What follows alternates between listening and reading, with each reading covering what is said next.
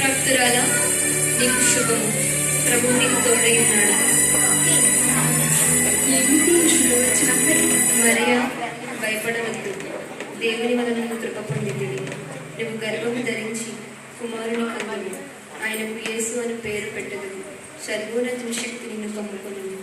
నేను పురుషుని ఎరుగునిలాగని ఇదేలాగా పరిశుద్ధాత్మ వలన గర్భము ధరించదు. నీ మాట చొప్పున నాకు జరుగును కాదు.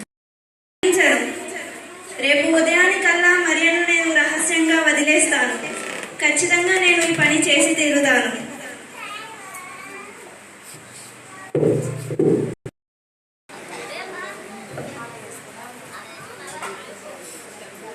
దావీదు కుమారుడైన యోసేపు, నీ భార్య అయిన మరియను చేర్చుకుంటకు నీవు భయపడవద్దు. ఆమె గర్భము ధరించినది పరిశుద్ధాత్మ వలన. ఆయనకు యేసు అని పేరు పెట్టలేదు.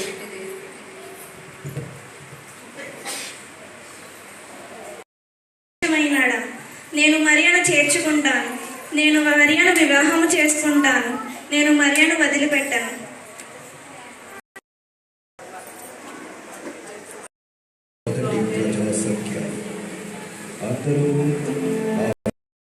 భార్యగా ప్రధానము చేయబడి గర్భవతి యూదయలోని బెత్లెహేము కనబడిన దావీదు ఊరికి వెళ్ళెను.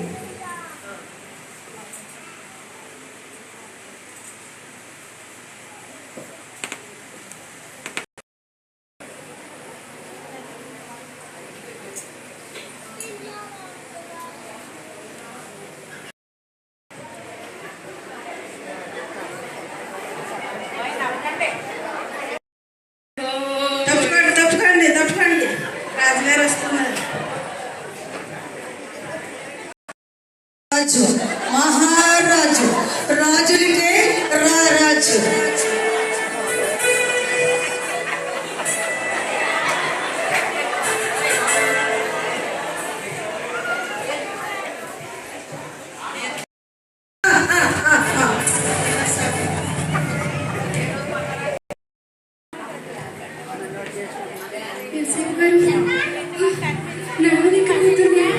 చాలా అలసటగా ఉంది. కొంచెం ఓర్చుకో మరియా, కొంచెం ఓర్చుకో. ఇక్కడ కూర్చో. ఎక్కడైనా స్థలం దొరుకుతుందేమో నేను చూసి వస్తాను. సరే యోసేపు గారు.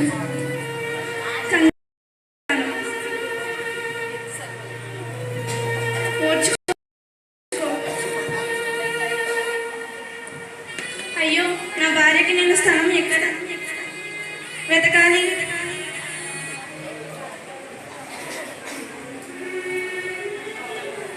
అమ్మా, నా భార్య ప్రసవించడానికి సిద్ధంగా ఉంది. కొంచెం స్థలం దొరుకుతుందా? మాకే స్థలం లేదు, నేను అక్కడే ఉన్నాను. వెళ్ళండి. అయ్యో, అనకండి అమ్మా, చూడండి అమ్మా నా భార్యని. వెళ్ళండి, స్థలం లేదు. మీరే పెద్దవారు, మీరే అలా అంటే ఎలా అమ్మా? వెళ్ళండమ్మా, ఎక్కడైనా చూసుకుంటామ్మా. మమ్మల్ని అడుగుతున్నారు. మాకే లేకుండా ఉంటే స్థలం కావాలంటే స్థలం. అయ్యో,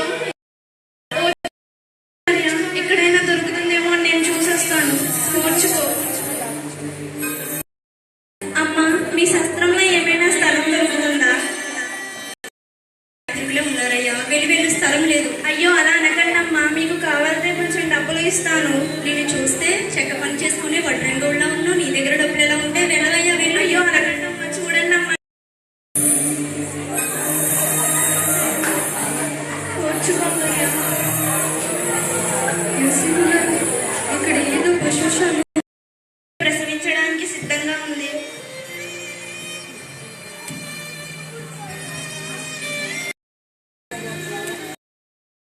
ఉన్నకానండి, మాకైతే ఇల్లు బాగా ఇరుకయ్యా. మా ఇంట్లో స్థలం లేదయ్యా. అయ్యో, అలా వద్దయ్యా. అదైతే మరి మీకు ఇష్టమైతే అది, మా ఇల్లు అయితే బాగా ఇరుకుమాలని మీకు అది ఇవ్వాలని సహాయం చేయాలని అనుకుంటున్నాం. మీకు ఇష్టమైతే అది వాడుకోండి అయ్యా. వందనాలమ్మా, దండాలమ్మా. మరియా, స్థలం దొరికింది మరియా.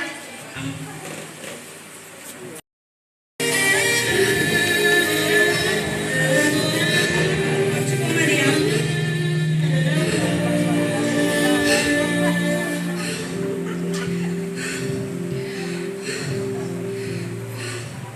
ఓర్చుకో మరియా.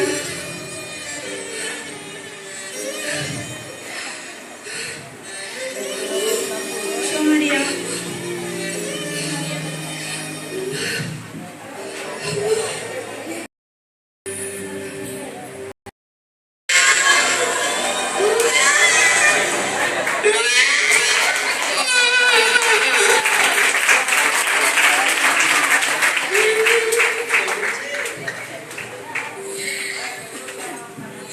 బాబు పుట్టాడు మరియా. అవునండి, యేసయ్య నా కడుపులో పుట్టాడు. చాలా ఆనందంగా ఉంది. యేసయ్య కడుపులో యేసయ్యకి వందనాలు.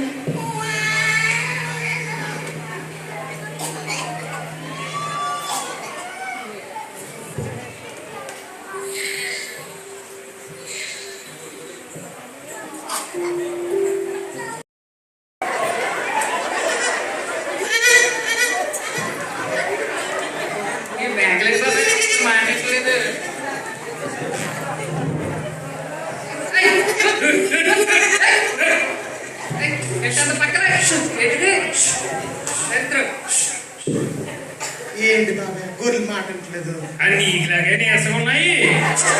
మాట తెలుగు వచ్చేట్రా నువ్వే ముందు గట్టిగా మాట్లాడు.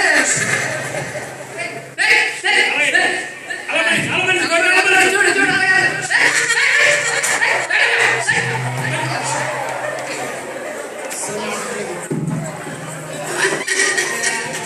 సర్లే రండి. సర్దానండి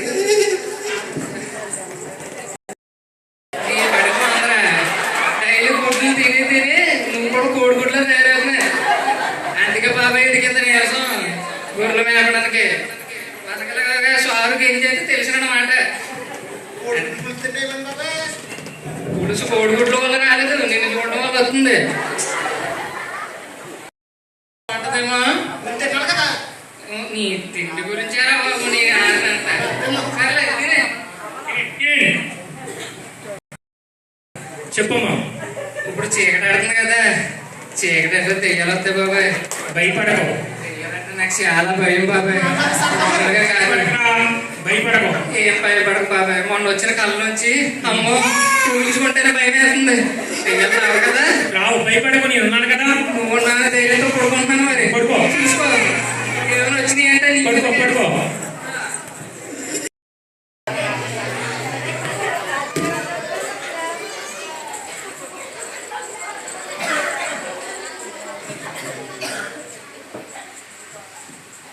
దోమలెటర్ బాబాయ్లో కుట్టేస్తున్నాయి సార్ అగ్గనే. ఇదిగో ప్రజలందరికీ కలగబో మహా సంతోషకరమైన సువార్త. భయపడకండి, దేవదూత. దేవదూత ఎలా ఉందాడు మరి? అందుకే దేవదూత గారు ఏమంటున్నారు? దావీదు పట్టణమందు నేడు రక్షకుడు మీ కొరకు పుట్టి ఉన్నాడు, ఆయనే ప్రభువైన యేసుక్రీస్తు. మనకందుకు పుట్టి ఉన్నాడట బాబాయ్. మనకేం భయం లేదు కదా. భయం లేదు, భయపడవసరం లేదు. మనకి అవసరం లేదు, మనకి స్వతంత్రం వచ్చేసింది. హల్లెలూయా.